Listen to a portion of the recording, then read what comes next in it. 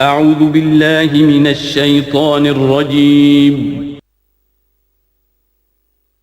بسم الله الرحمن الرحيم.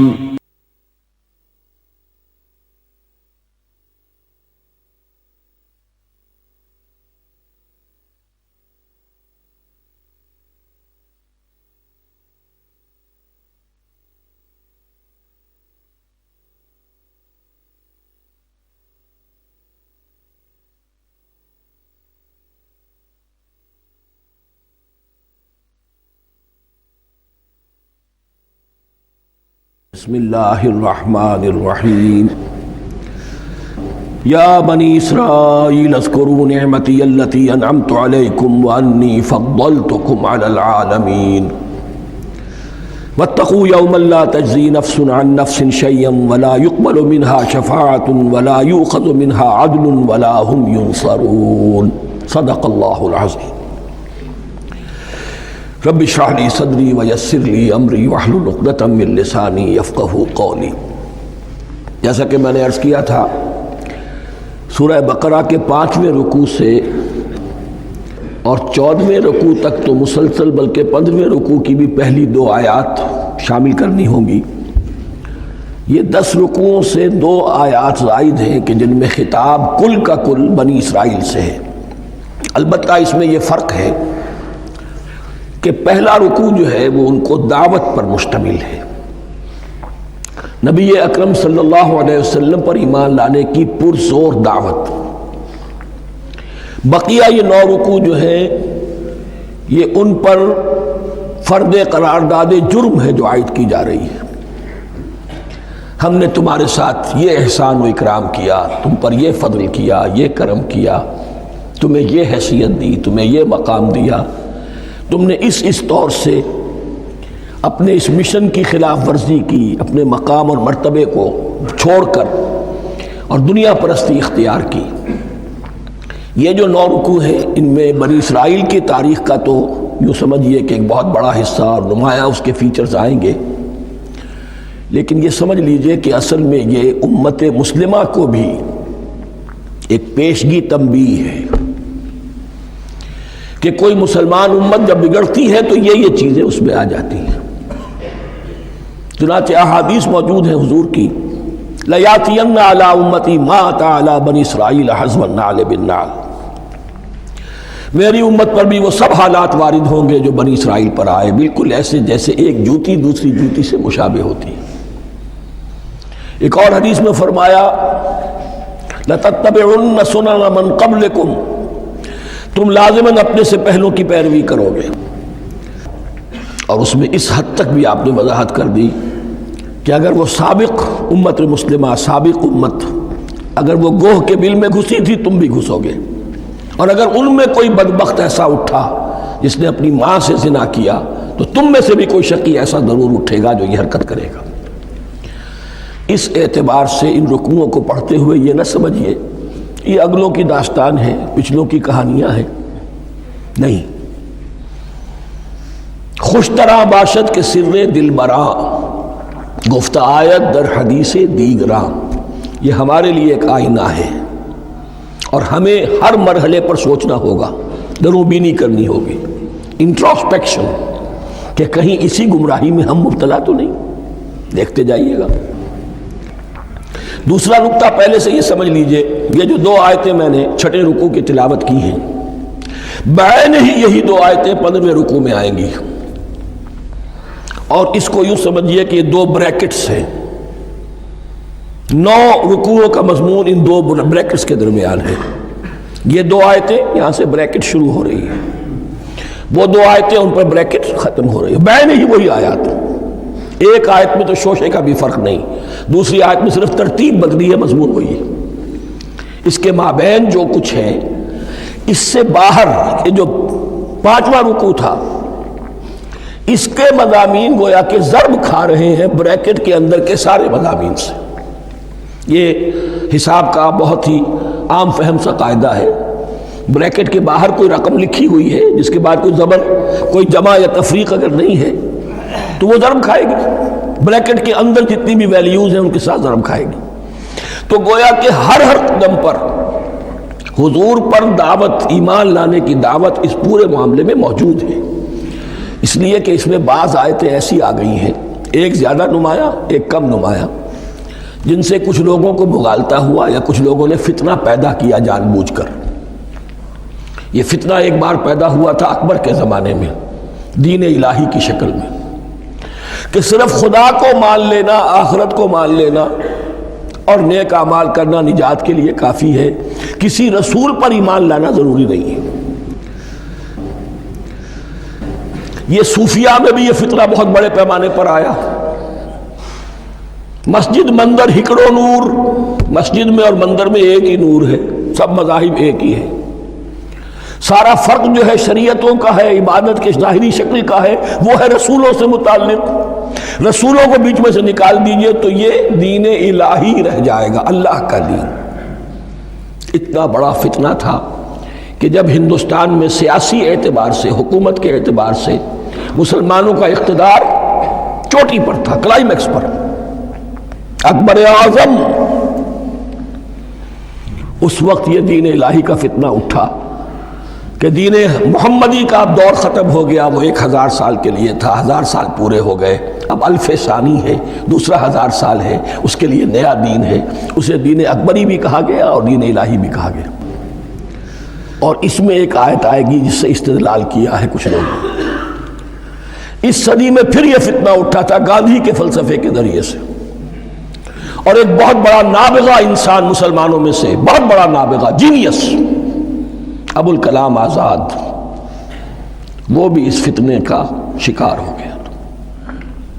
متحدہ قومیت، چنانچہ گاندھی اپنی پرارتھنا میں کچھ قرآن کی تلاوت بھی کراتا تھا، کچھ گیتا بھی پڑھواتا تھا، کچھ اپنشدوں سے، کچھ بائبل سے، کچھ گرو گرنتھ سے، معلوم ہو یہ سب ٹھیک ہے، سب ایک ہے، سب لوگوں کو ایک ہونا چاہیے، ایک قوم ہونا چاہیے، مذہب تو انفرادی معاملہ ہے، کوئی مسجد میں چلا جائے، کوئی مندر میں چلا جائے، کوئی گردوارے میں چلا جائے، کوئی چرچ میں چلا جائے، کوئی سینیگاگ میں چلا جائے، کیا فرق واقع ہوتا ہے؟ اس کا توڑ یہی ہے کہ سمجھ لیجئے یہ جو 7 آیتیں ہیں 5ویں رکوع کی، یہ ہے بریکٹ کے باہر، اور یہ ضرب کھا رہی ہے مسلسل۔ اس بریکٹوں کے درمیان جتنی بھی مضمون آ رہا ہے وہ سب ان کے تابع ہوگا، گویا کہ جہاں تک حضور پر ایمان لانے کا معاملہ ہے وہ انڈرسٹوڈ سمجھا جائے گا، مقدر سمجھا جائے گا ہر مرحلے پر ان 2 بریکٹوں کے مابین۔ اب چلیے بسم اللہ۔ یا بنی اسرائیل اذکروا نعمتی التی انعمت علیکم وانی فضلتکم علی العالمین، اے اسرائیل کی اولاد، یاد کرو میرے اس انعام کو جو تم پر ہوا، اس کی وضاحت میں کر چکا ہوں، لیکن یہاں جو الفاظ آ رہے ہیں بہت زوردار، وانی فضلتکم علی العالمین، میں نے تمہیں فضیلت عطا کی تمام جہانوں پر۔ یہاں ایک قاعدہ نوٹ کر لیجئے، عربی نحو کا قاعدہ یہ ہے کہ کہیں ظرف جس میں کوئی شے ہے، ظرف کی جمع لے لیتے ہیں، مراد ہوتا ہے مظروف، ظرف کے اندر جو شے ہے اس کی جمع۔ تمام جہانوں پر فضیلت، کیا فرشتوں پر بھی فضیلت؟ نہیں، جہان والوں پر، تمام اقوام عالم پر تمہیں فضیلت عطا کی، یہ مطلب ہے اس کا۔ تمام عالموں پر، تمام جہانوں پر، یعنی تمام جہان والوں پر، اس انسان عالم انسانیت کے اندر جتنے بھی مختلف گروہ ہیں، نسلیں ہیں، طبقات ہیں، ان میں فضیلت۔ وَاتَّقُوا يَوْمًا لَا تَجْزِي نَفْسٌ عَن نَفْسٍ شَيْئًا، میں عرض کر چکا ہوں، اب تیسری مرتبہ پھر عرض کر رہا ہوں، اصل شیخ آخرت، محاسبہ آخرت، یہ مستحضر ہوگا تو انسان سیدھا رہے گا۔ اس میں کمزوری آ جائے، ضعف آ جائے تو باقی ایمان باللہ، ایمان بالرسالت، یہ نہ معلوم کیا کیا شکلیں اختیار کر لیں۔ دیکھیے اس آیت کے اندر 4 اعتبارات سے محاسبہ آخرت کا زور ہے۔ وَاتَّقُوا يَوْمًا، ڈرو اس دن سے، لا تجزی نفس عن نفس شیئا، جس دن کوئی جان کسی دوسرے کے کام نہ آ سکے گی،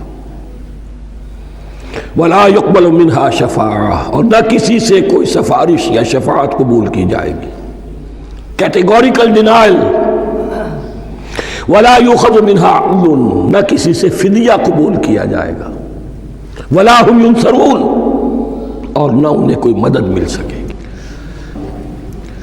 ہم نے طرح طرح کے عقیدے، شفاعت باطلہ کا تصور، اہل عرب سمجھتے تھے ہمیں یہ فرشتے جو ہے خدا کی بیٹیاں ہیں، یہ لات اور منات اور عزا ہم نے ان کے بت بنا رکھے ہیں، پوچھتے ہیں یہ اپنے ابا جان سے اللہ کی بیٹیاں ہیں نا، لاڈلی بیٹیاں، چھڑا لیں گے ہمارے ہاں بھی تصور ہے اولیاء اللہ چھڑا لیں گے۔ یا شفاعت باطلہ، خود حضور کی شفاعت کے بارے میں جو غلط تصورات ہیں، ایک شفاعت حقہ ہے، اس کی وضاحت کا یہ موقع نہیں ہے، وہ آیت الکرسی پہ جب ہم پہنچیں گے انشاءاللہ تعالیٰ اسی سورہ مبارکہ میں تو اس کی وضاحت بھی ہوگی۔ یہ سارے جو ہم نے جو گھڑ رکھے ہیں خیالات، ان کی نفی اس آیت کے حوالے سے کی۔ وَاتَّقُوا يَوْمًا لَا تَجْزِي نَفْسٌ عَن نَفْسٍ شَيْئًا، کوئی انسان دوسرے انسان کے کام نہیں آ سکتا۔ وَلَا يُقْبَلُ مِنْهَا شَفَاعَةٌ، کسی جان کی طرف سے کوئی سفارش قبول نہیں ہوگی۔ وَلَا يُؤْخَذُ مِنْهَا عَدْلٌ، نہ کوئی فدیہ قبول کیا جائے گا۔ وَلَا هُمْ يُنصَرُونَ، نہ انہیں کوئی مدد مل سکے گی۔ اب اس کے بعد اللہ تعالیٰ کے احسانات اور ان کی طرف سے جو ناشکریاں ہوئی ہیں ان کی بڑی تفصیل کے ساتھ اب بات چلے گی، تفصیل نہیں تیزی کے ساتھ۔ یہ واقعات کئی 100 برس کے ہیں، لیکن ایک تو یہ کہ ان کی تفاصیل مکی صورتوں میں آ گئی ہیں، سب سے زیادہ سورہ اعراف میں ملیں گی، اور بھی کئی صورتوں میں آپ کو مل جائیں گی۔ یہاں پر تو پے بپے، جیسے کہ ایک قرارداد جرم کسی پر کی جاتی ہے تو اس میں سب گنوائے جاتے ہیں، تم نے یہ کیا، یہ کیا، یہ کیا۔ وَإِذْ نَجَّيْنَاكُم مِّنْ آلِ فِرْعَوْنَ، اور ذرا یاد کرو جب کہ ہم نے تمہیں نجات دی تھی فرعون کی قوم سے۔ یسومونکم سوء العذاب، وہ تمہیں بدترین عذاب میں مبتلا کیے ہوئے تھے۔ یذبحون ابناءکم ویستحیون نساءکم، تمہارے بیٹوں کو ذبح کر ڈالتے تھے اور تمہاری عورتوں کو زندہ رکھتے تھے۔ عورتیں تو پھر ان کے کام آتی تھی، گھر میں کام کاج کے لونیاں بنتی تھی، گھروں میں ڈال لیتے تھے، لیکن لڑکوں کو، اور یہ 2 موقع پر ہوا ہے بنی اسرائیل کے ساتھ، یہ بعد میں انشاءاللہ اس کی تفصیل آئے گی۔ وَفِي ذَلِكُمْ بَلَاءٌ مِّن رَبِّكُمْ عَظِيمٌ، اور یقیناً اس میں تمہارے رب کی طرف سے تمہارے لیے بڑی آزمائش تھی۔ وَإِذْ فَرَقْنَا بِكُمُ الْبَحْرَ، اور یاد کرو جب کہ ہم نے تمہارے لیے سمندر کو پھاڑ دیا یا دریا کو پھاڑ دیا۔ یہ ایک مختلف فی بات ہے کہ کس جگہ سے کراس کیا تھا بنی اسرائیل نے ایجپٹ سے سینائی پیننسولا آنے کے لیے، جزیرہ نما سینا میں۔ ایک رائے یہ کہ دریائے نیل کو کراس کر کے گئے ہیں، لیکن یہ بات غلط ہے، دریائے نیل تو مصر کے اندر ہے، وہ کبھی بھی مصر کی حد نہیں بنا۔ کسی کی رائے یہ ہے کہ جو خلیج سویز ہے، بحر قلزم جو ہے ریڈ سی، وہ اوپر جا کر 2 کھاڑیوں میں تبدیل ہو جاتا ہے، خلیج عقبہ مشرق کی طرف اور خلیج سویس مغرب کی طرف، اور ان کے درمیان میں یہ سینائی پیننسولا جو ہے یہ تکون ہے، جیسے ہندوستان بھارت تکون ہے ایسے یہ پیننسولا ہے، انڈین پیننسولا، سینائی پیننسولا۔ اور یہ سویس کینال تو بعد میں بنی ہے، خلیج سویس اور میڈیٹرینین بحیرہ روم کے درمیان یہ کچھ چھوٹی چھوٹی، اگرچہ چھوٹی تھی سمندر کے لحاظ سے، بہت بڑی بڑی جھیلیں تھیں، اور ان جھیلوں ہی کو پھر جوڑ جوڑ کر درمیان میں جو خشکی تھی اس کو کاٹ کر سویس کینال بنائی گئی ہے۔ تو اب تو یہ مسلسل ایک رابطہ ہے، لیکن معلوم ہوتا ہے کہ یا تو خلیج سویس کو کراس کیا ہے حضرت موسیٰ علیہ السلام نے، اور یہی میری رائے زیادہ یہی ہے، اس لیے کہ کوہ طور جو ہے وہ اس پیننسولا کی ٹپ پر ہے، نیچے ہے یہاں، جہاں پر ان کا قیام رہا، اور جہاں پھر حضرت موسیٰ کو 40 دن کے لیے کوہ طور پر بلا کر اور پھر انہیں تورات دی گئی ہے۔ تو معلوم ہوتا ہے کہ جو خلیج سویز ہے اسے کراس کیا ہے۔ کراس کس طرح کیا ہے کہ حضرت موسیٰ کے عصا کی ایک ضرب سے سمندر پھٹ گیا۔ فَكَانَ كُلُّ فِرْقٍ كَالطَّوْدِ الْعَظِيمِ، دونوں طرف چٹانوں کے مانند پہاڑ کی طرح جو ہے وہ سمندر کھڑا ہو گیا، اس کے راستے سے یہ نکل گئے۔ اور پھر جب فرعون اور اپنا لشکر لے کر جب آیا ہے، اس نے سوچا ہم بھی نکل جائیں، وہ غرق ہو گئے، اس لیے کہ دونوں طرف کا پانی آپس میں مل گیا۔ یہ تھی کیفیت، اور معجزانہ کیفیت تھی، یہ کوئی فطرت کے یا نیچر کے اصول کے مطابق بات نہیں تھی، اور میں عرض کر چکا ہوں، آپ کو بتا چکا ہوں معجزہ کسے کہتے ہیں۔ وَإِذْ فَرَقْنَا بِكُمُ الْبَحْرَ فَأَنْجَيْنَاكُمْ، جب ہم نے تمہارے لیے یا تمہارے ساتھ سمندر کو پھاڑ دیا تمہارے لیے، تمہارے گزرگاہ بنانے کے لیے، تو تمہیں تو نجات دے دی۔ وَأَغْرَقْنَا آلَ فِرْعَوْنَ وَأَنْتُمْ تَنظُرُونَ، اور تمہاری نگاہوں کے سامنے فرعون کے لاؤ لشکر کو غرق کیا، تم دیکھ رہے تھے، یہ گزر چکے تھے، اس ساحل پر کھڑے ہیں، ادھر سے یہ داخل ہوئے ہیں اور پانی دونوں طرف سے آ کر مل گیا اور یہ غرق ہو گئے۔ وَإِذْ وَعَدْنَا مُوسَىٰ 40 لَيْلَةً، اور یاد کرو پھر جب کوہ طور پر ہم نے موسیٰ کو 40 دن کے لیے بلایا۔ ثُمَّ اتَّخَذْتُمُ الْعِجْلَ، ان کی غیر حاضری میں تم نے بچڑے کی پرستی شروع کر دی، اسے معبود بنا لیا، من بعد ہی، اس کی غیر موجودگی میں، وَأَنْتُمْ ظَالِمُونَ، تم بہت بڑا ظلم تھا جس کا ارتکاب کیا۔ إِنَّ الشِّرْكَ لَظُلْمٌ عَظِيمٌ، عظیم ترین ظلم جو ہے وہ شرک ہے، اور شرک جلی کی یہ شکل کہ بچڑے کو پوج رہے ہو۔ ثُمَّ عَفَوْنَا عَنْكُمْ مِن بَعْدِ ذَلِكَ، پھر ہم نے تمہیں اس کے بعد بھی معاف کیا، یہ ہمارا کرم رہا ہے، ہماری رحمت رہی۔ من بعد ذلك لعلكم تشکرون، تاکہ تم شکر کرو۔ وَإِذْ آتَيْنَا مُوسَى الْكِتَابَ وَالْفُرْقَانَ لَعَلَّكُمْ تَهْتَدُونَ، اور یاد کرو جب کہ ہم نے موسیٰ کو کتاب اور فرقان عطا فرمائی۔ یہ فرقان حق اور باطل کے درمیان فرق کر دینے والی چیز، اور کتاب عام طور پر جو آتا ہے وہ شریعت کے لیے آتا ہے، شریعت بھی دی، کتاب بھی دی اور فرقان بھی دیا، لعلکم تہتدون، تاکہ تم ہدایت پاؤ۔ وَإِذْ قَالَ مُوسَىٰ لِقَوْمِهِ، اور یاد کرو جب کہ کہا تھا موسیٰ نے اپنی قوم سے، یا قوم انکم ظلمتم انفسکم باتخاذکم العجل، اے میری قوم کے لوگو، یقیناً تم نے اپنے اوپر بڑا ظلم کیا ہے بچڑے کو معبود بنا کر۔ فَتُوبُوا إِلَىٰ بَارِئِكُمْ، پس توبہ کرو اپنے پروردگار، اپنے خالق کی جناب میں۔ باری اللہ تعالیٰ ہے، باری۔ فَاقْتُلُوا أَنفُسَكُمْ، تو قتل کرو اپنے آپ کو۔ یہ چیز جو ہے تورات میں تفصیل سے آئی ہے، قرآن میں نہیں ہے۔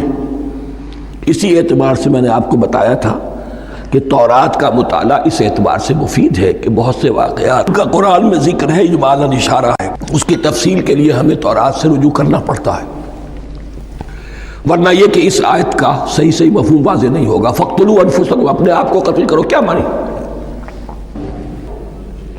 یہ قتل مرتد کی سزا ہے۔ وہاں معلوم ہوتا ہے کہ حضرت موسیٰ نے یہ حکم دیا، 12 قبیلے تھے، ہر قبیلے میں سے کچھ لوگوں نے یہ کفر اور شرک کیا، باقی لوگوں نے نہیں کیا۔ انہیں حکم دیا گیا کہ اپنے قبیلے کے لوگ ان کو قتل کریں جو ان کے قبیلے میں سے اس کفر کے مرتکب ہوئے۔ انفسکم سے مراد یہ اپنے قبیلے کے لوگوں کو تم قتل کرو، اس لیے کہ قبائلی زندگی جو ہوتی ہے آپ کو معلوم ہے، اس میں کوئی اور قبیلہ ہاتھ لگا دے تو قبائلی عصبیت بھڑک اٹھے گی۔ 70,000 یہودی قتل ہوئے، اس سے بڑی توبہ اور ممکن نہیں، اس سے بڑا پرج، کسی بھی آئیڈیالوجیکل پارٹی کے اندر پرج بہت ضروری ہوتا ہے۔ کچھ لوگ آ گئے ایک نظریے کو قبول کر کے، رفتہ رفتہ نظریہ اوجل ہو گیا، کچھ مفادات، کچھ چودراہٹیں یہ مقدم ہو گئی، اسی سے جماعتیں خراب ہوتی ہیں، غلط راستے پہ پڑ جاتی ہیں، تحریکیں بھٹک جاتی ہیں۔ تو آئیڈیالوجیکل پارٹیز، نظریاتی جماعتیں پرج کرتی رہتی ہیں کہ جو بھی ہمارے نظریے سے ہٹ گئے اب ان کو ہم کاٹ کر علیحدہ کر۔ یہی سے قتل مرتد، تو یہ چیز حدیث میں ہے یا پھر قرآن میں یہاں ہے۔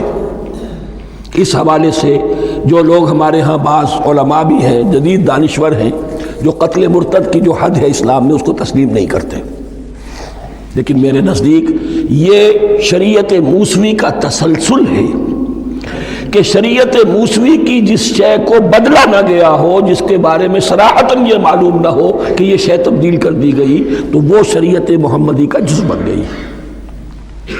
زنا پر رجم کا معاملہ بھی یہی ہے، قرآن مجید میں رجم کی صریح آیت کوئی موجود نہیں ہے، حدیث میں ہے۔ قرآن مجید میں مرتد کے قتل کے لیے کوئی آیت موجود نہیں ہے، حدیث میں ہے، سنت میں ہے، اور دونوں کی کا جو منبع ہے وہ اصل میں تورات ہے۔ تو اس بات کو اچھی طرح نقل کر دیجئے، یہ جگہ اکثر لوگ جو ہیں یہاں بہت سرسری طور سے گزر جاتے ہیں، یہ بہت اہم ہے۔ اور اس کے لیے تورات کی طرف رجوع کیجئے. 70,000 6 لاکھ کل تھے جب یہ مصر سے نکلے ہیں. 6 لاکھ تھے. کتنے عرصے کے بعد پیننسولا پہنچے ہیں، سینائی پیننسولا میں اور طور میں. کچھ اور ان کی تعداد بڑھ گئی ہوگی، لیکن یہ کہ ان میں سے 70,000 کو قتل کیا اپنے ہاتھوں سے. ہر قبیلے نے اپنے جو مرتد تھے ان کو اپنے ہاتھ سے قتل کیا. فَتُوبُوا إِلَىٰ بَارِئِكُمْ فَاقْتُلُوا أَنفُسَكُمْ ذَلِكُمْ خَيْرٌ لَكُمْ عِندَ بَارِئِكُمْ، یہی تمہارے لیے تمہارے رب کے نزدیک بہتر بات ہے. فَتَابَ عَلَيْكُمْ، تو اللہ نے تمہاری توبہ قبول کر لی. توبہ قبول کس طرح ہوئی؟ یہ تزکیہ ہوا ہے امت کا کہ ان میں سے جن لوگوں نے اتنی بڑی غلط حرکت کی ہے ان کو کاٹ کر، ذبح کر کے، ان کو قتل کر کے پھینک دیا گیا. انہ هو التواب الرحیم، یقیناً وہ تو ہے ہی بہت توبہ کا قبول فرمانے والا اور بہت رحم فرمانے والا. وَإِذْ قُلْتُمْ يَا مُوسَىٰ لَن نُّؤْمِنَ لَكَ حَتَّىٰ نَرَى اللَّهَ جَهْرَةً، ایک اور واقعہ ان کی تاریخ کا. اور یاد کرو جب کہ تم نے کہا تھا اے موسیٰ ہم تو تمہاری بات نہیں مانیں گے. ایمان کے بعد جب لام کا حرف آئے تو اس کے معنی صرف تصدیق کے ہوتے ہیں. لن نؤمن لک، ہم آپ کی بات کی تصدیق نہیں کریں گے. حتیٰ نر اللہ جہرتن، جب تک کہ ہم دیکھ نہ لیں اللہ کو عیانن. ہمیں کیا پتا اللہ نے یہ کتاب دی آپ کو، آپ تو لے کر آ گئے. ہمارے سامنے تو پتھر کی کچھ تختیاں ہیں، اس پہ کچھ لکھا ہوا، کس نے لکھا ہمیں کیا پتا. اب دیکھیے ایک حضرت موسیٰ کی خواہش تھی رب ارنی انظر الیک، وہ کچھ اور شے تھی. یہ تخریبی ذہن ہے جو یہ کہہ رہا ہے کہ ہم بھی چاہتے ہیں کہ اللہ کو اپنی آنکھوں سے دیکھیں اور معلوم ہو کہ واقعی اس نے یہ کتاب آپ کو دی ہے. فَأَخَذَتْكُمُ الصَّاعِقَةُ، تو تمہیں آپ پکڑا ایک بہت بڑی کڑک نے. ایک بہت بڑی کڑک ہوئی اور سب کے سب مردہ ہو گئے. وَأَنْتُمْ تَنظُرُونَ، تمہارے دیکھتے دیکھتے ایک کڑک نے تمہیں آ لیا. ثُمَّ بَعَثْنَاكُمْ مِنْ بَعْدِ مَوْتِكُمْ، پھر ہم نے تمہیں دوبارہ اٹھایا تمہاری موت کے بعد. بعض لوگ اس کی یہ تعویل کر رہے ہیں کہ یہ موت نہیں تھی بلکہ بے ہوش ہو گئے تھے، یعنی جو بھی کڑک تھی اس کی وجہ سے سب کے سب بے ہوش ہو کے گر گئے. لیکن میرے نزدیک یہاں تعویل کی ضرورت نہیں. بعث بعد الموت اللہ کے لیے کوئی مشکل نہیں. ہم الفاظ کو خواب کاہے کو ان کے اصل جو مفہوم ہے جو کہ صاف ہے صریح ہے اس سے خواب کاہے کے لیے موڑ کر لے کر جائیں. ثم بعثناکم من بعد موتکم لعلکم تشکرون، تاکہ تم شکر کرو. وظللنا علیکم الغمام وانزلنا علیکم المن والسلوى، اور ہم نے تم پر ابر کا سایہ کیا. اب 6 لاکھ کا قافلہ چل رہا ہے، سینائی پیننسولا، صحرا، کوئی اونٹ نہیں، کوئی سایہ نہیں، دق و دق، دھوپ کی تپش. تو اللہ کا فضل ہوا کہ ایک سائے کی طرح ابر جو ہے ان کے ساتھ ساتھ جہاں جہاں وہ جا رہے ہیں وہ ابر ان پر سایہ کیے ہوئے. وَأَنزَلْنَا عَلَيْكُمُ الْمَنَّ وَالسَّلْوَىٰ، کھانے کو کچھ نہیں تو من اور سلوہ نازل کیے گئے. من ایسے اترتا تھا رات کے وقت کہ جیسے شبنم کے قطرے ہوتے ہیں، لیکن وہ ہوتا تھا کسی ایسی چیز کا جس میں شیرینی تھی، اور پھر وہ زمین پر آ کر جم کر وہ ایک گویا کے دانہ بن جاتے تھے. یہ ان کا اناج ہو گیا. کاربوہائیڈریٹ سپلائی اس سے ہو گئی من سے. اور سلوہ ایک خاص قسم کا پرندہ بٹیر کی شکل کا جو بے پناہ بڑی تعداد میں ان کے بڑے بڑے جھنڈ آتے تھے شام کے وقت، اور وہ ان کے ڈیرا جہاں ہوتا تھا اس کے گرد وہ اتر آتے تھے، اور رات کی تاریکی میں یہ آسانی سے ان کو پکڑتے تھے، ان کو کھاتے تھے بھون کر، اور یہ ان کی پروٹین ہو گئی. پوری غذا جو ہے اللہ تعالیٰ نے ان کو فراہم کر دی. وَأَنزَلْنَا عَلَيْكُمُ الْمَنَّ وَالسَّلْوَىٰ كُلُوا مِن طَيِّبَاتِ مَا رَزَقْنَاكُمْ، کھاؤ ان پاکیزہ چیزوں کو جو ہم نے تمہیں عطا کی ہیں. وَمَا ظَلَمُونَا، ہم نے تو ان پر کوئی ظلم نہیں کیا. وَلَٰكِن كَانُوا أَنفُسَهُمْ يَظْلِمُونَ، لیکن وہ خود ہی اپنے اوپر ظلم ڈھاتے رہے، ہر قدم پر نافرمانی اور ناشکری. اس کی بھی ناشکری آگے آ جائے گی چل کر. من و سلوہ سے بھی ناشکری کی انہوں نے. وَإِذْ قُلْنَا ادْخُلُوا هَٰذِهِ الْقَرْيَةَ فَكُلُوا مِنْهَا حَيْثُ شِئْتُمْ رَغَدًا وَادْخُلُوا الْبَابَ سُجَّدًا وَقُولُوا حِطَّةٌ نَغْفِرْ لَكُمْ خَطَايَاكُمْ. اور یاد کرو جب کہ ہم نے تم سے کہا تھا اس شہر میں داخل ہو جاؤ اور پھر کھاؤ اس میں سے با فراغت جہاں سے چاہو جو چاہو، لیکن دیکھنا دروازے میں داخل ہونا جھک کر اور کہتے رہنا مغفرت مغفرت مغفرت، ہم تمہاری خطاؤں سے درگزر فرمائیں گے۔ اس آیت کو سمجھنے کے لیے ذرا تاریخی بات سمجھ لیجئے۔ صحرائے سینا میں آنے کے بعد اور یہ جو کتاب تورات انہیں مل گئی تھی، اس کے بعد حضرت موسیٰ علیہ السلام کے ہی زمانے میں انہیں جہاد اور قتال کا حکم ہوا۔ اس سے پوری قوم نے انکار کر دیا، یہ سورہ مائدہ میں آئے گا۔ اس پر اللہ تعالیٰ نے ایک سزا مسلط کر دی ان پر کہ 40 برس تک اسی صحرا میں بھٹکتے پھریں گے۔ اگر یہ ابھی قتال کرتے جہاد کرتے تو پورا فلسطین ان کے ہاتھ پر ابھی فتح کرا دیتے، لیکن چونکہ انہوں نے بزدلی دکھائی ہے، اب سزا یہ ہے فَإِنَّهَا مُحَرَّمَةٌ عَلَيْهِمْ 40 سَنَةً يَتِيهُونَ فِي الْأَرْضِ، اب 40 برس تک یہ اسی صحرا میں بھٹکتے پھریں گے، اور ارض فلسطین جو ان کے لیے ارض موعود تھی وہ ان پر حرام کر دی گئی 40 سال کے لیے۔ اس 40 سال کے عرصے میں حضرت موسیٰ کا بھی انتقال ہو گیا، حضرت ہارون کا بھی ہو گیا، اور اس عرصے میں ایک نئی نسل پیدا ہوئی۔ وہ جو غلامی کا داغ اٹھائے ہوئی نسل آئی تھی مصر سے، جن کے اندر مورل کیریکٹر جو ہے وہ بہت کمزور ہو جاتا ہے، وہ پوری نسل ختم ہو گئی، نئی نسل اب پیدا ہوئی۔ 40 برس صحرا میں پیدا ہوئے، یہی پلے بڑھے، ان میں اب ایک جذبہ تھا۔ حضرت موسیٰ کے پھر جو خلیفہ تھے یوشع ابن نون، جوشوا، تورات میں ان کا نام جوشوا ہے، یوشع، ان کی سرکردگی میں اب بنی اسرائیل کی اس نئی نسل نے قتال کیا، جنگ کی، اور پہلا شہر جو فتح ہوا وہ اریحا۔ آج بھی وہ شہر جو ہے جیریکو جو آپ دیکھتے ہیں خبروں کے اندر آتا ہے بار بار، اریحا اس کا پرانا نام ہے، یہ شہر فتح ہوا۔ اس فتح کی بات کا تذکرہ ہو رہا ہے۔ یاد کرو جب کہ ہم نے تم سے کہا تھا اس بستی میں، اس شہر میں داخل ہو جاؤ فاتحانہ، اور پھر جو کچھ یہاں ہے جو نعمتیں ہیں ان سے متمتع ہو، کھاؤ پیو، لیکن داخل ہونا سجدہ کرتے ہوئے، مراد کیا؟ جھک کر، یعنی ایسا نہ ہو کہ تکبر کی وجہ سے تمہاری گردنیں اکڑ جائیں، گردنیں جھکا کر اللہ کا احسان مانو، یہ نہ سمجھو کہ یہ فتح تم نے حاصل کی۔ اس کی تفسیر اصل میں نظر آتی ہے حضور کی شخصیت میں، کہ جب فتح مکہ کے موقع پر مکے میں داخل ہوئے ہیں تو جس سواری پر آپ بیٹھے ہوئے تھے، آپ کی پیشانی اس کی گردن کے ساتھ جڑی ہوئی تھی۔ یہ وقت ہوتا ہے جب کہ تکبر اور تعالی، فاتح کی حیثیت سے آنا، اور بندہ مومن کے لیے یہی وقت ہے تواضع کا، جھکنے کا۔ وَقُولُوا حِطَّةٌ، حتیٰ یحط تو کہتے ہیں جھاڑ دینے کو، تو اس کے معنی کیا ہے؟ اے اللہ ہمارے گناہ جھاڑ دے، مغفرت، اے اللہ ہمیں مغفرت، ہماری مغفرت فرما، جو خطائیں ہو گئی بخش دے۔ قولوا حِطَّةٌ، تمہاری زبان پر استغفار ہونا چاہیے، تمہاری گردنیں جھکی ہوئی ہونی چاہیے۔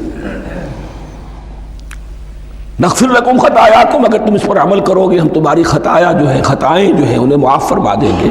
وسنزید المحسنین، اور جو تم میں محسن ہوں گے انہیں اور بھی زیادہ دیں گے، اور انعام و اکرام آئیں گے۔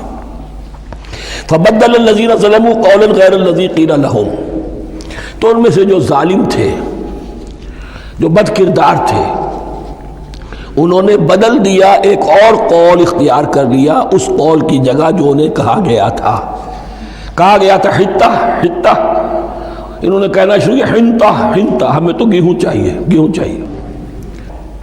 یہ بعد میں ابھی آ جائے گا اگلے رکوع کے اندر، کہ من و سلوہ سے ان کی طبیعتیں بھر گئی تھی ایک ہی چیز کھا کھا کے۔ اب وہ کہہ رہے تھے کوئی چیز ہمیں جو ہے زمین کی روئیدگی میں سے، پیداوار میں سے، تو وہ ان کے زبان پر انہوں نے مذاق اڑاتے ہوئے گویا کہ حضرت موسیٰ علیہ السلام کے ذریعے سے حکم ملا ہے، استہزاء کر رہے ہیں، حتۃ کی بجائے حنتۃ۔ فَأَنزَلْنَا عَلَى الَّذِينَ ظَلَمُوا رِجْزًا مِنَ السَّمَاءِ بِمَا كَانُوا يَفْسُقُونَ، تو جن لوگوں نے یہ حرکت کی تھی ان پر ہم نے آسمان سے ایک بہت بڑا عذاب نازل کیا۔ تورات سے معلوم ہوتا ہے کہ پلیگ آئی، اور جنہوں نے یہ حرکت کی تھی وہ سب کے سب ہلاک ہو گئے یریکو کے اندر، بما كانوا يفسقون، بسبب اس نافرمانی کے جو انہوں نے کی۔ وَإِذِ اسْتَسْقَىٰ مُوسَىٰ لِقَوْمِهِ فَقُلْنَا اضْرِب بِّعَصَاكَ الْحَجَرَ، اب یہ پھر صحرائے سینا کا واقعات آ رہے ہیں، ان میں ترتیب زمانی نہیں ہے۔ اور یہاں کی فتح جو ہے حضرت موسیٰ کے بعد ہے، لیکن اب یہاں پہ پھر ابھی وہ جو صحرائے تیہ میں جب بھٹک رہے تھے پھر اس کا ذکر ہے۔ وَإِذِ اسْتَسْقَىٰ مُوسَىٰ لِقَوْمِهِ فَقُلْنَا اضْرِب بِّعَصَاكَ الْحَجَرَ، اور جب کہ موسیٰ کی قوم نے موسیٰ سے پانی طلب کیا۔ اب صحرا میں آپ کو معلوم ہے جہاں پڑاؤ تھا اب وہاں پانی نہیں ہے، 6 لاکھ ہو 7 لاکھ ہو کتنے افراد ہو، پانی چاہیے۔ وَإِذِ اسْتَسْقَىٰ مُوسَىٰ لِقَوْمِهِ فَقُلْنَا اضْرِب بِّعَصَاكَ الْحَجَرَ، تو ہم نے کہا کہ اپنے عصا سے ضرب لگاؤ چٹان پر۔ فَانْفَجَرَتْ مِنْهُ اثْنَتَا عَشْرَةَ عَيْنًا، تو اس سے 12 چشمے پھوٹ بہے۔ فجر کہتے ہیں کسی شے کے پھٹ کر کوئی چیز برآمد ہو۔ فجر جو ہوتی ہے، فجر کا وقت رات کی تاریکی کا پردہ چاک ہوتا ہے اور سپیدہ سحر نمودار ہوتا ہے۔ فَانْفَجَرَتْ مِنْهُ اثْنَتَا عَشْرَةَ عَيْنًا، تو 12 چشمے پھوٹ بہے۔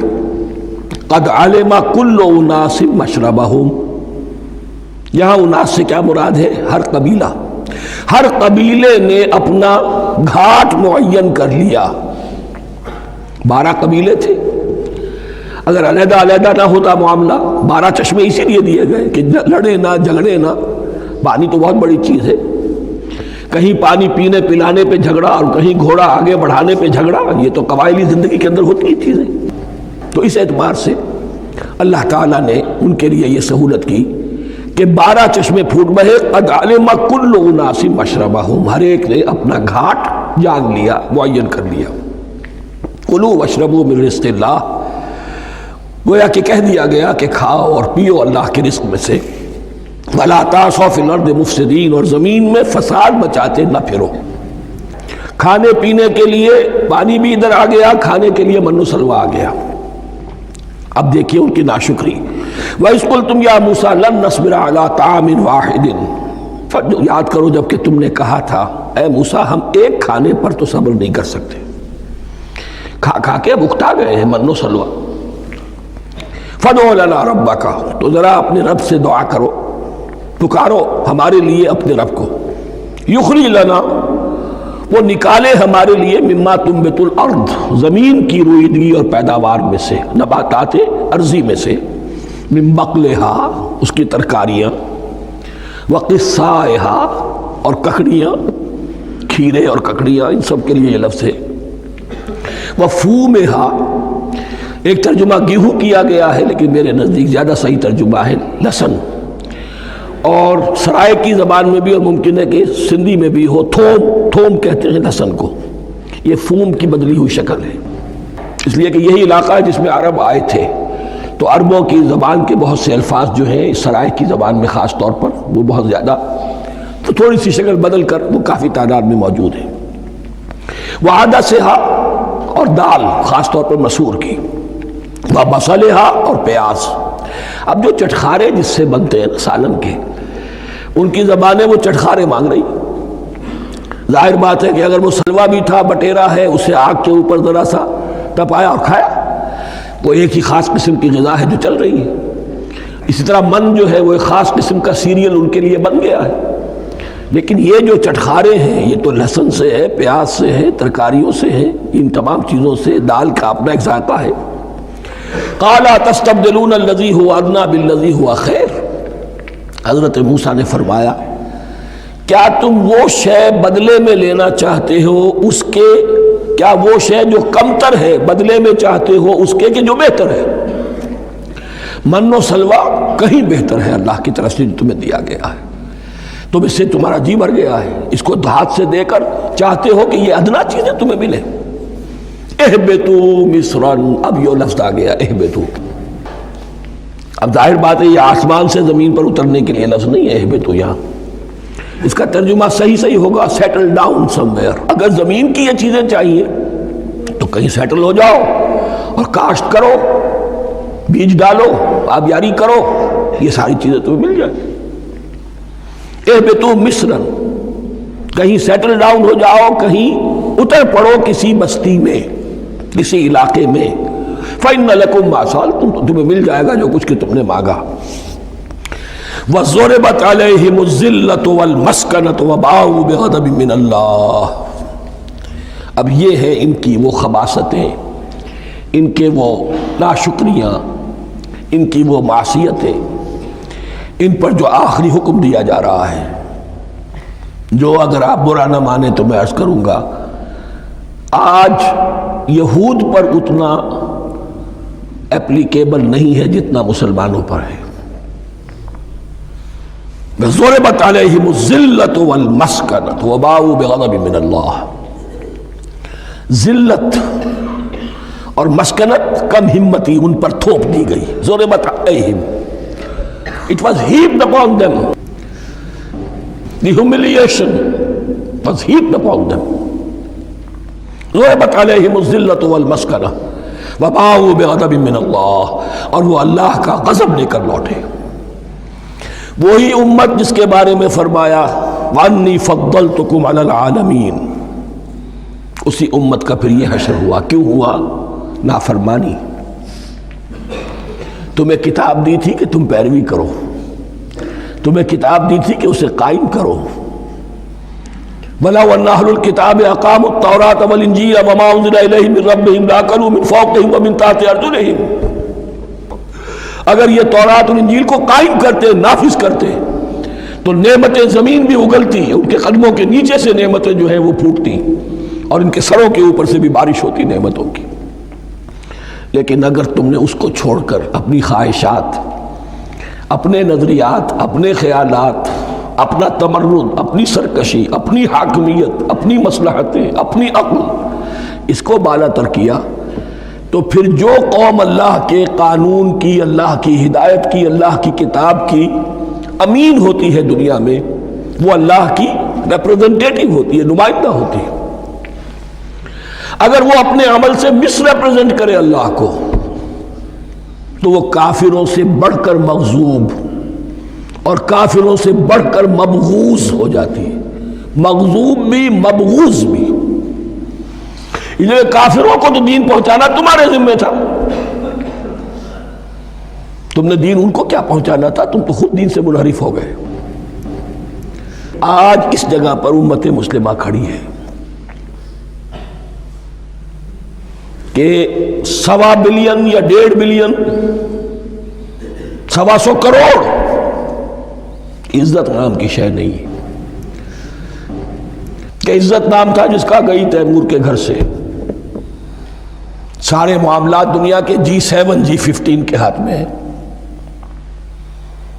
سیکیورٹی کونسل اس کے پرماننٹ ممبر کا ویٹو ہے، اور نہ سیکیورٹی کونسل میں اور نہ کہیں کسی G7 میں، نہ G9 میں، نہ G15 میں کوئی مسلمان ملک نہیں۔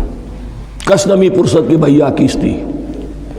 ہماری اپنی پالیسیز کہیں اور طے ہوتی ہیں، ہمارے اپنے بجٹ کہیں اور بنتے ہیں، ہماری صلح اور جنگ کسی اور کے اشارے سے ہوتی ہے۔ ریموٹ کنٹرول، یہ ذلت اور مسکنت۔ آپ کے ریڈیو پر، ٹیلی ویژن پر خبریں آتی رہیں کہ اتنے مسلمانوں کے ساتھ یہ کر دیا، اتنی مسلمان عورتوں کی بے حرمتی کر دی، لیکن یہاں ہم بیٹھے ہوئے اپنے اپنے دھندوں میں، اپنے اپنے کاروبار میں، اپنی اپنی ملازمتوں میں، اپنے اپنے کیریئرز میں، دنیا میں کیا کچھ ہو رہا ہے۔ بہرحال اس وقت یہ جو ہے، میں نے جیسا کہ عرض کیا تھا کہ یہ ہے تاریخ بنی اسرائیل کی، لیکن خوش طرح باشد کے سر دل براں، گفت آیت در حدیث دیگراں، یہ ہمارا نقشہ ہے آج اس آیت میں۔ ضربت علیہم الذلۃ والمسکنۃ وباؤوا بغضب من اللہ۔ اور یہ کیوں؟ ذالک بانہم کانوا یکفرون بآیات اللہ، یہ اس لیے کہ وہ اللہ کی آیات کا انکار کرتے رہے۔ وَيَقْتُلُونَ النَّبِيِّينَ بِغَيْرِ الْحَقِّ، اللہ کے نبیوں کو ناحق قتل کرتے رہے۔ ہمارے ہاں بھی مجددین امت میں سے کتنے ہیں جو جیلوں میں ڈالے گئے، جن کو ایسی ایسی مار پڑی ہے کہ کہا جاتا ہے کہ ہاتھی کو بھی وہ مار پڑتی تو برداشت نہ کرتا۔ احمد ابن حنبل کے ساتھ کیا ہوا؟ ابو حنیفہ جیل میں انتقال کیا، امام مالک کے کندھے کھینچ دیے گئے، اتار دیے گئے، منہ کالا کر کے اور اونٹ پر بٹھا کر پھرایا گیا۔ امام دار الہجرہ شیخ احمد سرہندی جیل میں رہے، سید احمد بریلوی اور ان کے ساتھیوں کو خود مسلمانوں نے تہہ تیغ کیا ہے۔ بہرحال یہ داستانیں ہیں، اب نبی تو کوئی نہیں آئے گا، ان کے ہاں نبی تھے، ہمارے ہاں مجددین ہیں، علماء حق ہیں، جیسے کہ حدیث بھی ہے علماء امتی کا انبیاء بنی اسرائیل، تو جو انہوں نے انبیاء کے ساتھ کیا ہم نے مجددین اور علماء کے ساتھ کیا۔ ذالک بما عصوا وکانوا یعتدون، اور یہ ہوا ان کی نافرمانیوں کی وجہ سے اور حد سے تجاوز کرنے کی وجہ سے۔ اللہ تعالیٰ تو ظالم نہیں ہے، اللہ نے تو اونچا مقام دیا تھا، ہمیں بھی خیر امت قرار دیا، کنتم خیر امت اخرجت للناس تأمرون بالمعروف وتنہون عن المنکر وتؤمنون باللہ۔ اب اگر ہم نے وہ اپنا مشن چھوڑ دیا تو ذلت اور مسکنت وہ ہمارا مقدر بن گئی۔ اللہ کا قانون اور اللہ کا عدل بے لاگ ہے، وہ فرام امہ ٹو امہ چینج نہیں ہوتا۔ سنت اللہ جو ہے لن تجد لسنت اللہ تحویلا ولن تجد لسنت اللہ تبدیلا، اللہ کی سنت بدلتی نہیں۔ بنی اسرائیل کا جو حشر ہوا آج وہ ہمارا ہو رہا ہے۔ بہرحال اس پر میری جو کتاب ہے سابق اور موجودہ مسلمان امتوں کا ماضی حال اور مستقبل، اس کا مطالعہ کیجیے۔ اب آ گئی وہ آیت کہ جس سے استدلال کیا گیا ہے کہ ایمان بالرسالت نجات کے لیے ضروری نہیں ہے۔ ان الذین آمنوا والذین ہادوا والنصارى والصابئین من آمن باللہ والیوم الآخر وعمل صالحا فلہم اجرہم عند ربہم ولا خوف علیہم ولا ہم یحزنون۔ یقیناً جو لوگ ایمان لائے، اور اس سے مراد ہے جو ایمان لائے حضور پر، محمد پر صلی اللہ علیہ وسلم، والذین ہادوا، اور جو یہودی ہو گئے، والنصارى، اور نصرانی، والصابئین، اور صابی وہ لوگ تھے عراق کے علاقے میں رہتے تھے جو کہتے تھے کہ ہم دین ابراہیمی پر ہیں، لیکن ان کے ہاں بھی بہت کچھ بگڑ گیا تھا، جیسے حضرت ابراہیم کی نسل، حضرت اسماعیل کی نسل بگڑ گئی تھی، تو اس طرح وہ بھی بگڑ گئے تھے۔ ستارہ پرستی زیادہ تر ان کے ہاں تھی۔ من آمن باللہ والیوم الآخر، جو کوئی بھی ایمان لایا اللہ پر اور یوم آخر پر، وعمل صالحا، اور اس نے عمل کیے اچھے، فلہم اجرہم عند ربہم، تو ان کے لیے محفوظ ہے ان کا اجر ان کے رب کے پاس، ولا خوف علیہم ولا ہم یحزنون، اور نہ ان پر کوئی خوف ہوگا اور نہ وہ کسی حزن سے دوچار ہوں گے۔ ظاہر الفاظ کے اعتبار سے دیکھیے کہ یہاں ایمان بالرسالت کا ذکر نہیں ہے۔ ویسے تو اگر کوئی اس سے یہ غلط استدلال کرتا ہے تو اس کا پہلا جو اصولی جواب ہے وہ تو یہ ہے کہ ایسی حدیثیں بھی موجود ہے، من قال لا الہ الا اللہ دخل الجنہ، تو اس کے کیا معنی ہے؟ صرف کہنے سے جنت میں داخل ہو جائیں گے، کسی عمل کی ضرورت نہیں؟ جواب یہ دیا جائے گا پورے قرآن کو سامنے رکھو، پورے حدیث کے ذخیرے کو سامنے رکھو، کسی ایک جگہ سے کوئی ایک نتیجہ نکال لینا وہ صحیح نہیں۔ لیکن اس کے علاوہ وہ اصول جو میں بیان کر چکا ہوں کہ یہ سلسلہ شروع کہاں سے ہوا ہے، 5واں رکوع، وَآمِنُوا بِمَا أَنزَلْتُ مُصَدِّقًا لِمَا مَعَكُمْ وَلَا تَكُونُوا أَوَّلَ كَافِرٍ بِهِ، انہیں ایمان کی زوردار دعوت سے تو یہ ساری بات شروع ہوئی ہے۔ اب فصاحت اور بلاغت کا یہ تقاضا ہے کہ بار بار اس کو دہرایا نہ جائے، وہ بات انڈرسٹوڈ رہے گی، مقدر رہے گی، سمجھی جائے گی کہ ہر جگہ پر وہ موجود ہے، اس لیے کہ ساری گفتگو ہو رہی ہے اسی کے حوالے سے۔ وَآمِنُوا بِمَا أَنزَلْتُ مُصَدِّقًا لِمَا مَعَكُمْ وَلَا تَكُونُوا أَوَّلَ كَافِرٍ بِهِ وَلَا تَشْتَرُوا بِآيَاتِي ثَمَنًا قَلِيلًا وَإِيَّايَ فَاتَّقُونِ۔ اس حوالے سے یوں سمجھیے اب اس آیت کو کہ یہاں پر کچھ الفاظ محذوف مانے جائیں گے، ان الذین آمنوا والذین ہادوا والنصارى والصابئین من آمن باللہ والیوم الآخر وعمل صالحا فی ایامہم فلہم اجرہم عند ربہم ولا خوف علیہم ولا ہم یحزنون۔ ہر دور میں جبکہ ابھی حضرت عیسیٰ نہیں آئے تھے تو جو بھی یہودی تھے اس وقت تک، حضرت موسیٰ کے ماننے والے، وہ جو بھی اللہ پر ایمان رکھتے تھے اور نیک عمل کرتے تھے، آخرت کو مانتے تھے، ان کی نجات ہو جائے گی۔ لیکن حضرت عیسیٰ کے آنے کے بعد ان کو نہیں مانا، اب وہ کافر قرار۔ لیکن اب حضرت عیسیٰ کے آنے کے بعد جب تک حضور نہیں آئے، جو بھی مانتا ہے، لیکن یہ کہ شرط یہی ہوگی کہ اپنے اپنے زمانے میں، اصل میں نفی جس بات کی جا رہی ہے وہ یہ ہے کہ یہ نہ سمجھو کہ کسی گروہ میں ہونے سے نجات ہوتی ہے، نجات کسی گروہ میں ہونے کی وجہ سے نہیں ہے، نجات کی بنیاد ایمان اور عمل صالح ہے۔ کسی رسول پر ایمان لانا اپنے دور کے رسول پر وہ تو لازم ہے، لیکن یہ ہے کہ اس پر ایمان تو لے آئے اور وہ عمل صالح نہیں ہے تو نجات نہیں ہوگی۔ تو یہ اپنے اپنے دور میں، اپنے اپنے زمانے میں ہر امت کے لیے وَلِكُلِّ أُمَّةٍ أَجَلٌ قرآن مجید کے ایک مقام پر آیا ہے، ہر امت کے لیے ایک خاص معین مدت ہے۔ اس معینہ مدت میں اب ظاہر بات ہے جو لوگ حضور کی بعثت سے پہلے فوت ہو گئے ان پر تو کوئی ذمہ داری نہیں تھی حضور پر ایمان لانے کی، اور ایسے لوگ تھے، ایسے موحدین مکے میں موجود تھے جو یہ کہتے تھے کعبے کے پردے پکڑ پکڑ کر، اے اللہ ہم صرف تجھے پوجنا چاہتے ہیں، صرف تیری بندگی کرنا چاہتے ہیں، لیکن جانتے نہیں کیسے کریں۔ یہ بات موجود تھی اور ان کا انتقال بھی ہو گیا۔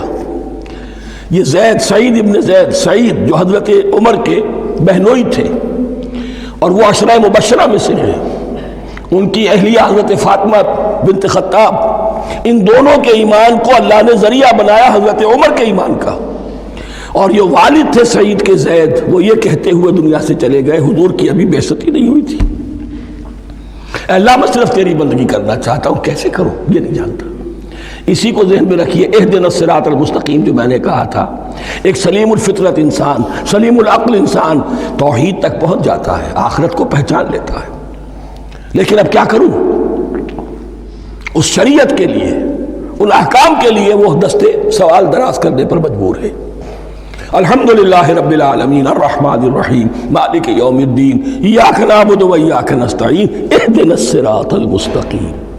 اسی صراط المستقیم کی دعا کا یہ جواب اب آئے گا، شروع ہوگا سورہ بقرہ سے، یہ کرو یہ نہ کرو، یہ فرض ہے، یہ تم پر لازم کیا گیا، یہ چیز حرام کی گئی، وغیرہ وغیرہ۔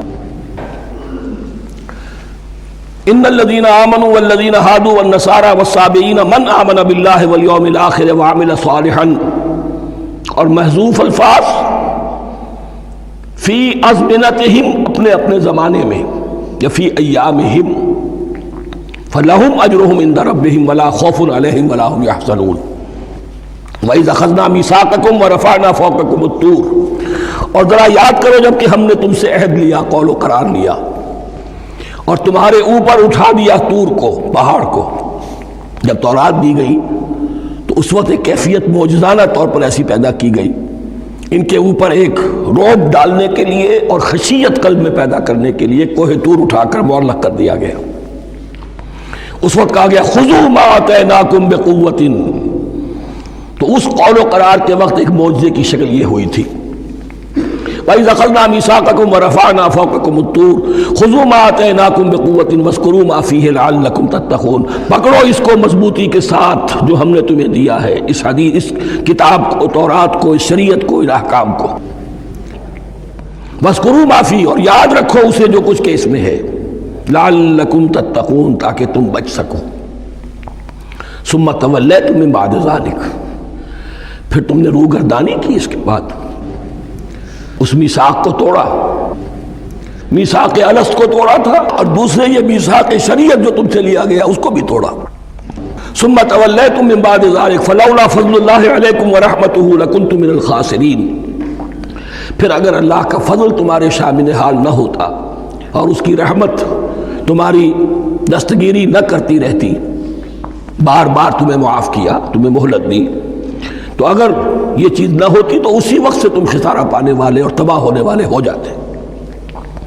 وَلَقَدْ عَلِمْتُمُ الَّذِينَ اعْتَدَوْا مِنْكُمْ فِي السَّبْتِ، اور تمہیں خوب معلوم ہے تم میں سے وہ لوگ جنہوں نے سبت کے قانون کو توڑا، حد سے تجاوز کیا۔ یہ واقعہ تفصیل کے ساتھ سورہ اعراف میں آئے گا کہ ان کی شریعت میں ہفتے کا روز معین کر دیا گیا تھا، کوئی دنیاوی کام نہیں ہوگا۔ آج بھی وہ لوگ جو ہے سبت کو، جو بھی پریکٹسنگ جیوز ہیں، وہ اس کی پابندی کرتے ہیں اور بڑی شدت سے کرتے ہیں۔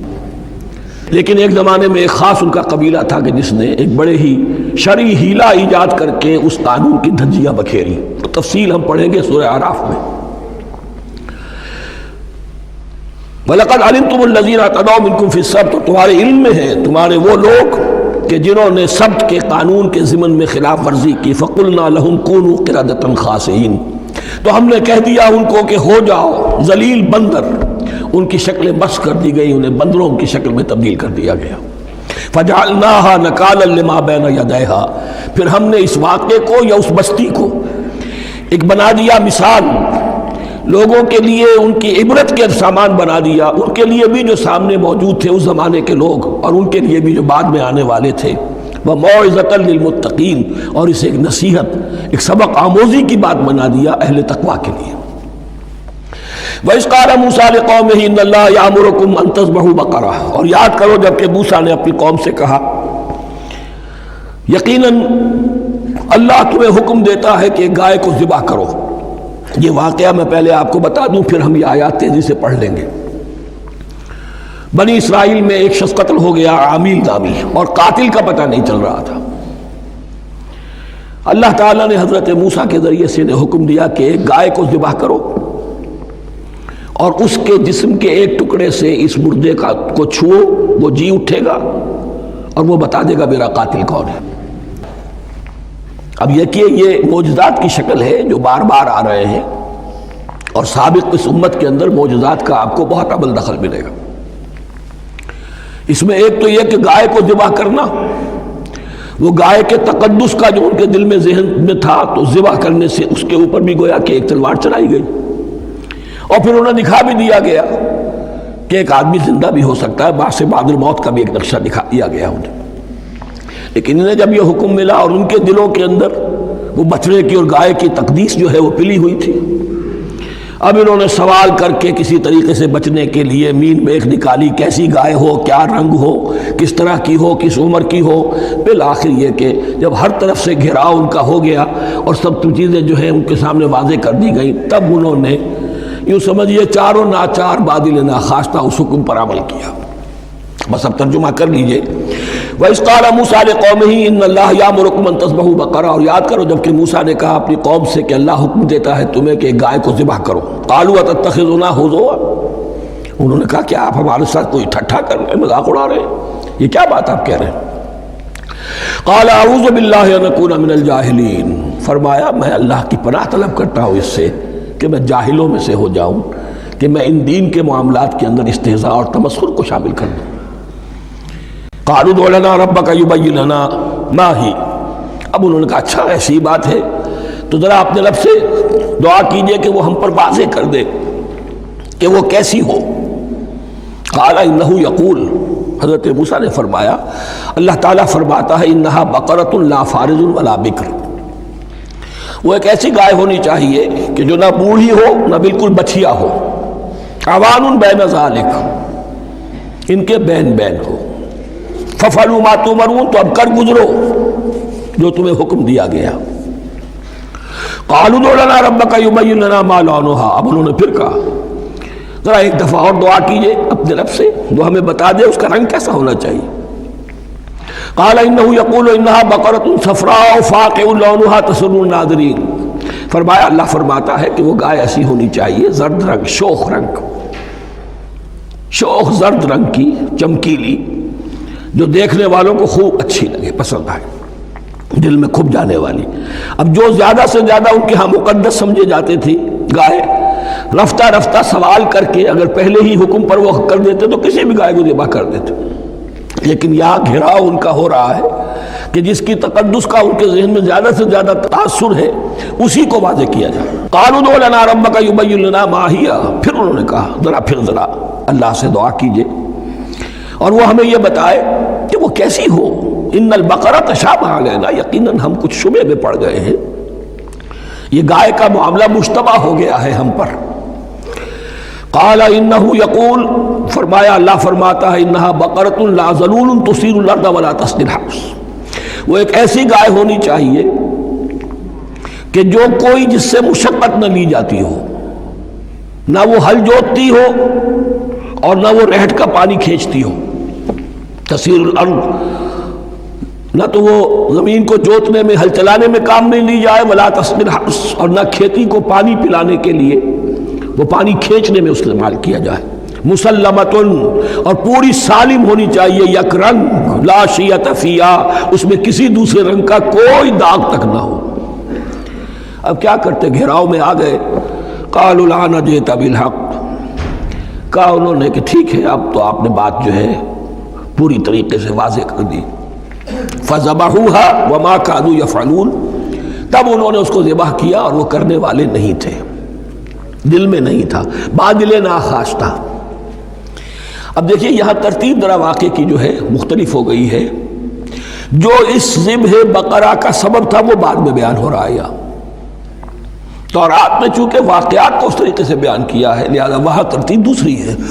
وَإِذْ قَتَلْتُمْ نَفْسًا فَادَّارَأْتُمْ فِيهَا، اور یاد کرو جب کہ تم نے ایک جان کو قتل کیا تھا اور اس کا الزام تم ایک دوسرے پر لگا رہے تھے، یعنی کسی کا پتہ نہیں چل رہا تھا قاتل کون ہے۔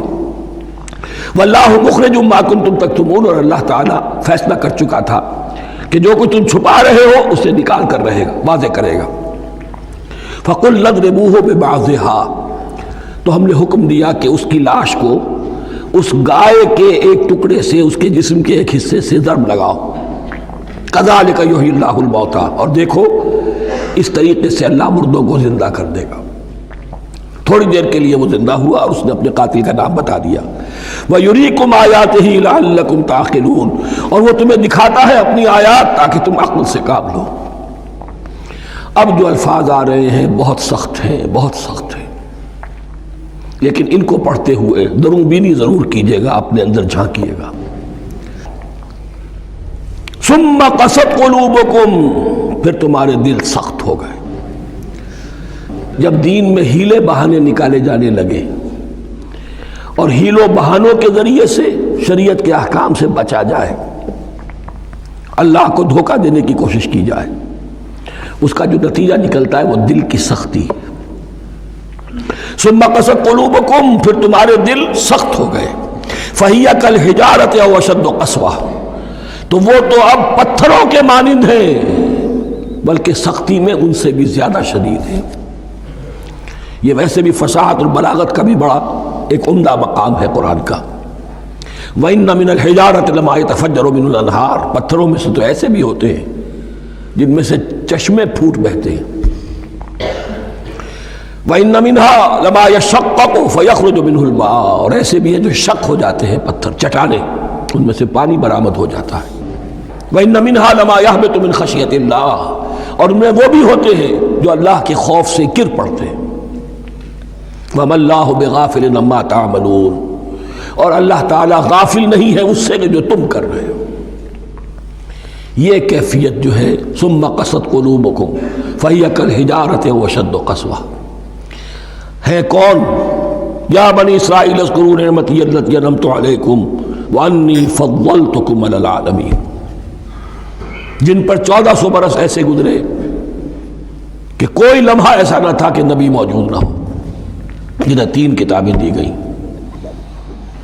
لیکن یہ کہ اپنی بدعملی، عقائد میں بھی مین بیخ کر کے اپنے آپ کو بچانے کے راستے نکال لینا، اعمال میں بھی ہیلوں کے ذریعے سے، کتاب الحیل کے ذریعے سے اپنے آپ کو ذمہ داریوں سے مبرہ کر لینا، اس کا نتیجہ پھر یہ نکلتا ہے۔ اللہ تعالیٰ مجھے اور آپ کو اس انجام بد سے بچائے۔ بارک اللہ لی ولکم فی القرآن العظیم ونفعنی وإیاکم بالآیات والذکر الحکیم۔